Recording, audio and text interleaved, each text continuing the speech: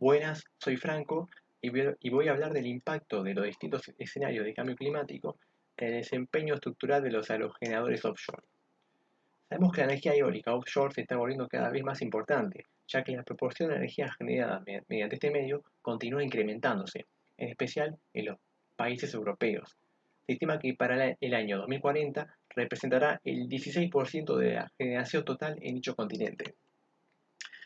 Los distintos escenarios de cambio climático que incrementan la velocidad promedio del viento al rango de máxima generación se reflejan en, valga la redundancia, mayor generación.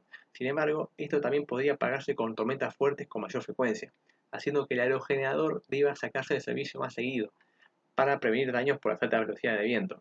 Por ello, debe estudiarse cómo afectan las cargas estructurales. Las ganancias anuales pueden calcularse mediante la siguiente ecuación, donde T-act es el tiempo en horas en el que el aerogenerador está activo en un año, mientras que CE es el precio de cada kilowatt-hora generado. Las cargas estructurales en un aerogenerador están dadas por el arrastre y elevación aerodinámica. Por ejemplo, la carga aerodinámica por unidad de longitud en un tiempo t en la torre es calculada como una función del cuadrado de la velocidad instantánea del viento, es decir, la función que se encuentra en pantalla, donde A es la sección de la estructura, CD es el coeficiente de arrastre y GF es el coeficiente de ráfaga. Las cargas en las aspas son típicamente calculadas usando ecuaciones diferenciales y elementos finitos. El sistema de ecuaciones resultantes para evaluar la respuesta estructural se utiliza para predecir la dinámica de la estructura completa del aerogenerador. La falla estructural se debe a la creación y propagación de pequeñas grietas, que pueden crecer a tamaños críticos y poner en riesgo la integridad de la estructura. El diseño estructural de parques eólicos en aguas europeas se hace teniendo en cuenta el límite de fatiga, que tiene en cuenta grietas que crecen como resultado de los ciclos de estrés en los componentes de la estructura del aerogenerador. Estos resultan del viento, ondas, el movimiento cíclico inducido por la rotación del rotor, y actualmente la industria estima el impacto del crecimiento de las grietas durante la etapa del diseño usando la curva SN, que se puede observar una curva de estas características en la figura 2, que se ve en pantalla. Aquí se ve que a medida que el número de ciclos crece, la tensión de fractura va decreciendo. El daño por fatiga es acumulativo, por lo tanto, se requieren múltiples simulaciones estructurales a través de todas las condiciones de viento y ondas relevantes. Mediante distintos programas se hacen simulaciones y se puede calcular el daño total por fatiga en todo el tiempo de vida útil de la estructura, haciendo el promedio de las predicciones de fatiga en toda la vida útil. Y ahí se ve la fórmula en pantalla, donde D total es el daño total predicho para el aerogenerador en determinado sitio, N-sim es el número de muestras y el último coeficiente es la carga en toda la vida útil por fatiga predicha para cada caso con condiciones ambientales distintas. La turbina eólica offshore considerada en este estudio es una turbina de referencia de 5 MW diseñada para fines académicos.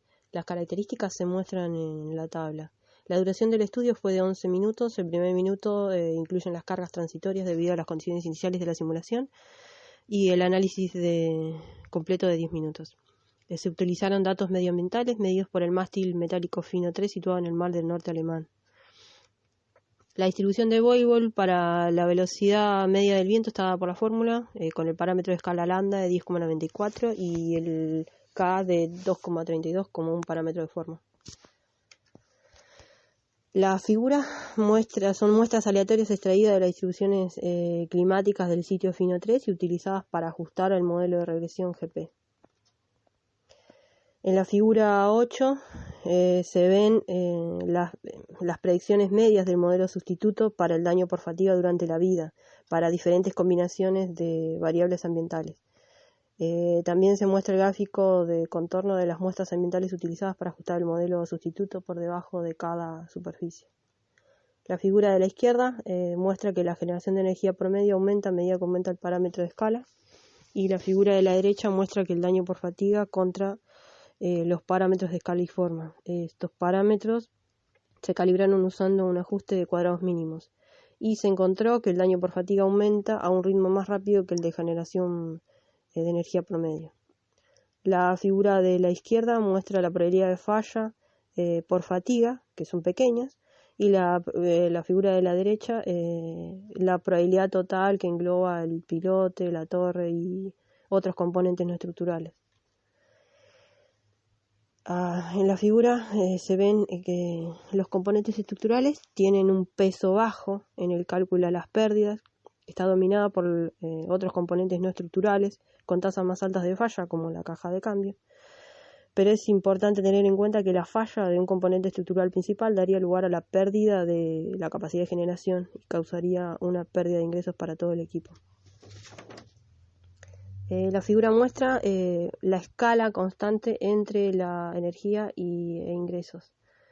También muestra cómo el daño por fatiga se magnifica en probabilidad de falla y nuevamente en pérdidas de ingresos debido a la pérdida de la turbina, que se reduce cuando se consideran las pérdidas del material del sistema. Y podemos concluir que los daños por fatiga y la seguridad estructural son sensibles a los cambios en las condiciones ambientales del sitio. El pilote tiene una influencia casi insignificante en las pérdidas financieras calculadas, sin embargo, sigue siendo relevante para el diseño del equipo y particularmente en la extensión de la vida del mismo. El daño por fatiga previsto, debido a los varios escenarios del cambio climático, pueden ser mayor al del diseño, y las pérdidas de ingresos debido a la falla del equipo dominan las pérdidas materiales. Ahora vamos a estudiar el impacto del cambio climático en la viabilidad futura del recurso de energía eólica marina en China. En China, la energía eólica marina está atravesando un gran crecimiento. Se estima que se convertirá en el líder mundial en términos de capacidad de energía eólica marina en los próximos años. En 2050 se espera que llegue a tener 200 gigawatts de capacidad instalada. Para analizar el impacto del cambio climático en la energía eólica se utilizó un modelo múltiple realizado mediante un conjunto de simulaciones Cortex. El análisis de exactitud con estas simulaciones se hicieron a través de comparaciones con vientos medidos in situ desde boyas y campos de velocidad del viento ERA 5. El objetivo de todo esto es conocer las mejores ubicaciones para instalar parques eólicos considerando la riqueza del viento marino, la estabilidad, los riesgos y distintos factores económicos. Para llevar a cabo el análisis, los datos usados fueron que el área analizada es la costa china y sus mares adyacentes y se analizan 3 periodos: el pasado, un futuro cercano y uno lejano. Los métodos usados es la validación de métodos Cortex, que se lleva a cabo a través del índice OP, la producción de energía eólica llevada a cabo a través del índice WPD y el factor de capacidad a través del índice CF. El principal propósito de la clasificación es analizar la viabilidad futura del recurso de energía eólica marina atendiendo a la riqueza del recurso, la estabilidad, el riesgo debido a vientos extremos y factores económicos. Se definen un total de 8 índices diferentes. 3 índices relacionados con la riqueza del recurso de energía eólica marina, WAN, EUSO y RLO. La estabilidad del recurso eólico fue analizada mediante los índices CB y MB. Los riesgos causados por vientos extremos de alta velocidad son también considerados, dado que pueden dañar la estructura de las turbinas. Para esto se analiza el índice EWS. Los costos también son introducidos en esta clasificación bajo la consideración de la profundidad del agua y la distancia de la costa. Estos serían los índices WD y DC. Dado que cada índice tiene distintas magnitudes y unidades, los mismos se normalizaron. Como se puede ver en la tabla de abajo, un valor de 1 se considera óptimo y un valor 0 sería el peor para cada índice. Con respecto a los resultados, se puede decir que para la validación del método Cortex, los valores de OP superiores al 85% se obtuvieron en la mayor parte del área y los valores de OP más bajos se ven cercanos a la Tierra. Una producción de energía eólica se ve en los gráficos de WPD que se detectaron en la parte más meridional del área analizada y en el estrecho de Taiwán. Una disminución en WPD se observa desde la costa del sur China hacia el norte, con algunas excepciones. Para el futuro, un decrecimiento general de WPD es el patrón que prevalece para la mayoría de las áreas analizadas. En el gráfico de abajo se ven los cambios a futuro en la capacidad de la energía eólica a través de las zonas costeras y se proyecta una disminución para el futuro próximo lejano.